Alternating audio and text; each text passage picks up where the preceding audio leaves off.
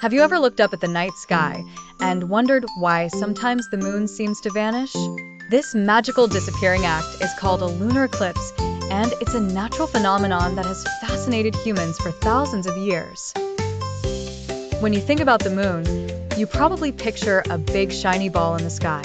Most nights, it beams brightly, but every so often it looks like something is nibbling away at it. Bit by bit, it seems to disappear until it becomes a faint shadow.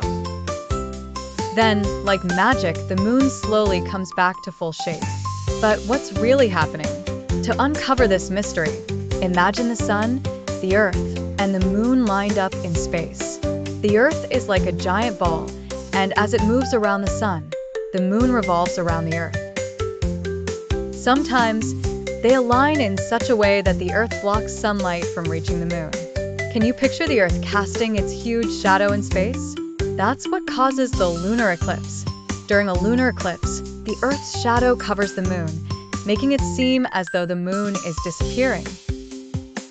However, instead of going dark, sometimes the moon glows a spooky red color. This happens because Earth's atmosphere bends some of the sun's light, letting the red and orange colors reach the moon. This magical red moon is sometimes called a blood moon. Spooky, right?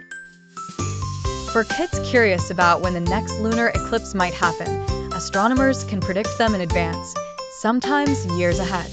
So next time you hear about a lunar eclipse, gather outside with your friends and family to watch the fantastic show. Grab a blanket, lie back in a field, and let your imaginations run wild as the disappearing moon unfolds its tail right above you. It's a wonderful reminder of how fascinating our universe truly is.